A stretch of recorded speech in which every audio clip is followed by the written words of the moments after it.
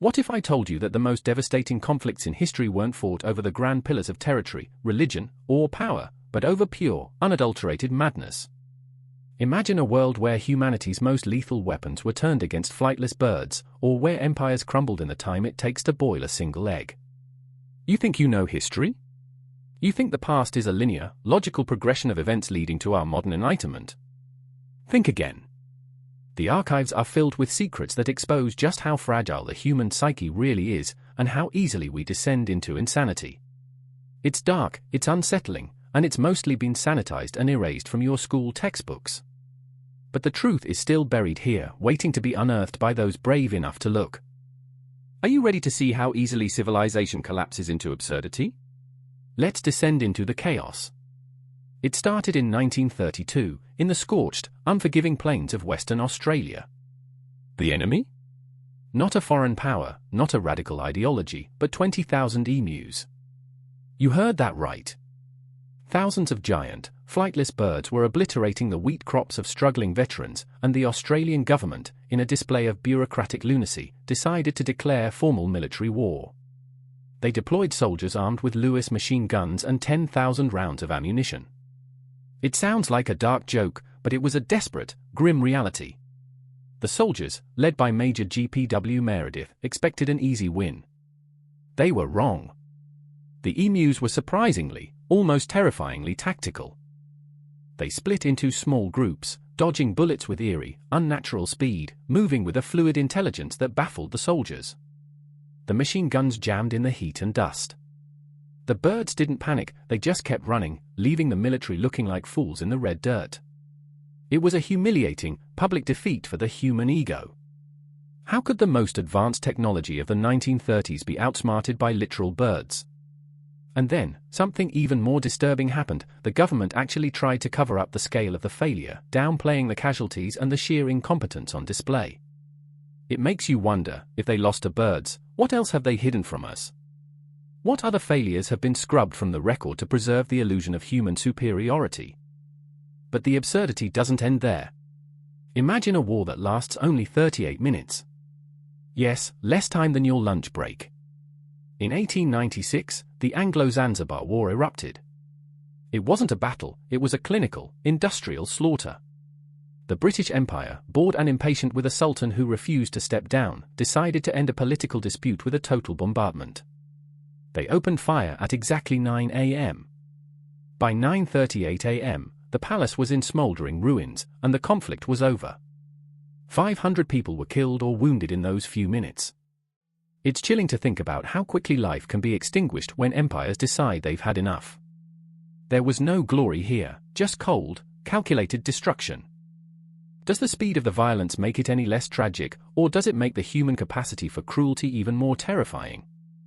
Think about the people caught in that crossfire. They didn't even have time to understand what was happening, or to say goodbye to their families, before their world vanished in a plume of smoke and fire.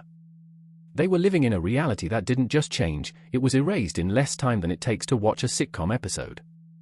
It forces us to confront the vulnerability of existence. We build cities, we raise families, and we hold on to traditions, but to a superpower, we are nothing more than a coordinate on a map to be cleared away. Then we have the conflict sparked by the most trivial nonsense imaginable. Have you ever heard of the War of the Bucket? In 1325, the city-states of Bologna and Modena were locked in a bitter, bloody feud that had been simmering for decades. Thousands of men marched to their deaths, not for gold, not for land, not for the liberation of their people, but for a stolen wooden bucket.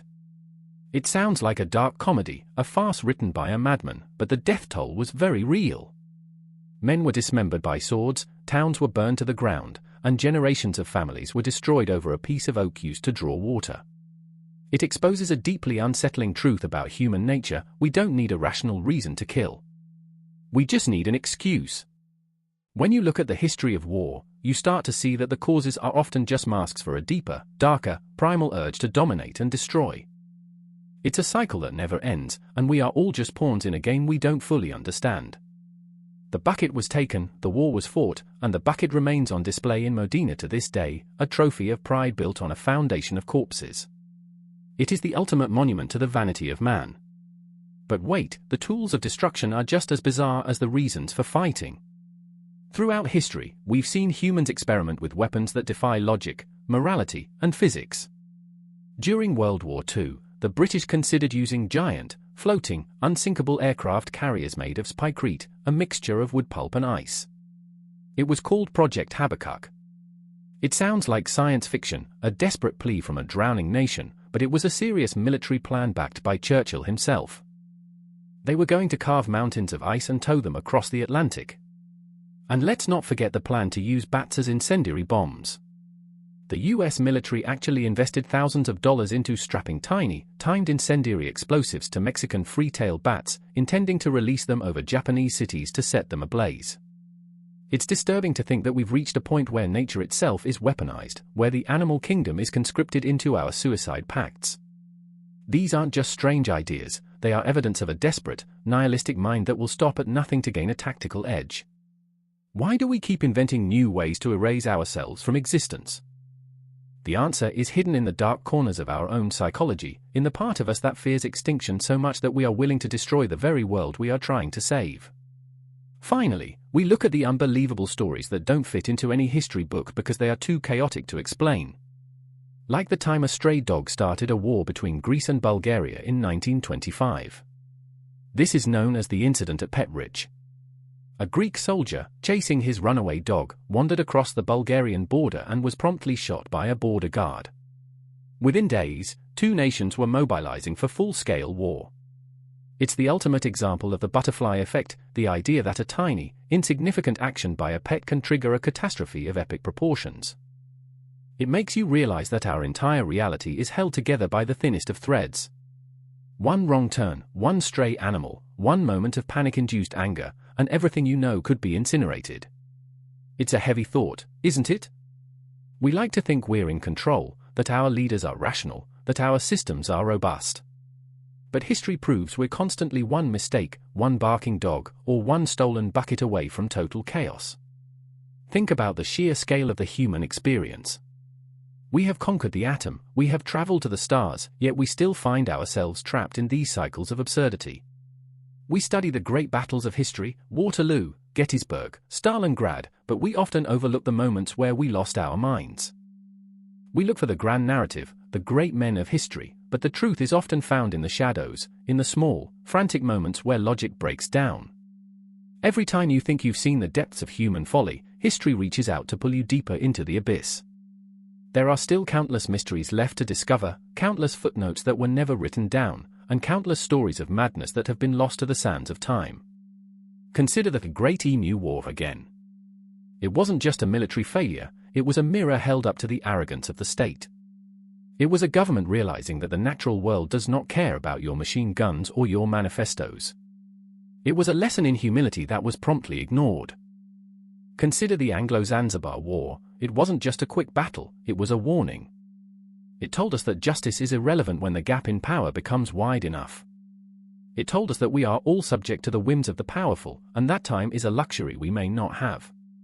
Consider the War of the Bucket, a testament to the fact that we will kill for anything, even the most mundane object, if it satisfies our need to feel superior to our neighbors. These stories aren't just anecdotes, they are warnings. They are the cracks in the foundation of civilization. When we look back at the past, we tend to romanticize it. We talk about the glory of empires and the wisdom of our ancestors.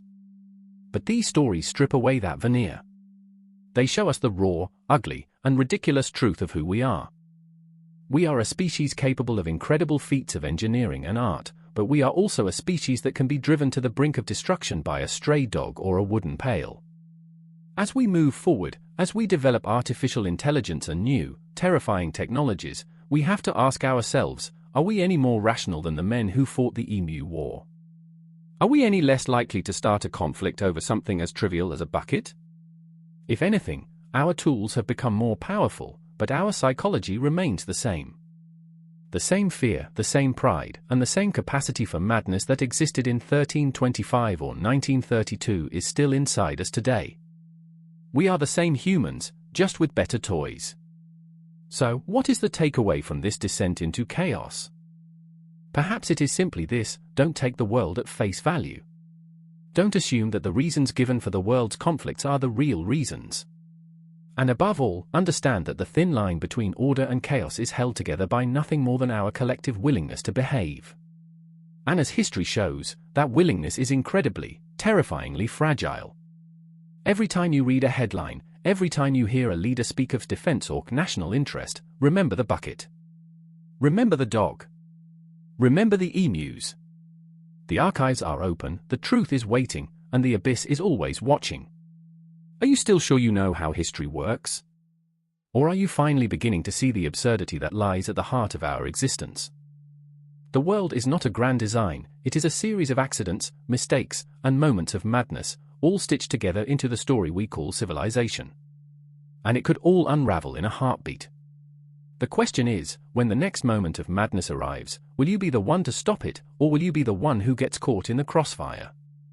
The choice, as it has always been, remains with us. But looking at the past, one has to wonder if we've ever really had a choice at all. We are part of the machine, and the machine has a habit of breaking down in the most spectacular, tragic, and ridiculous ways imaginable. Keep looking, keep questioning, and never forget that history is not just what happened, it's what we're still trying to hide from ourselves. The chaos is real. The madness is human. And it is far from over.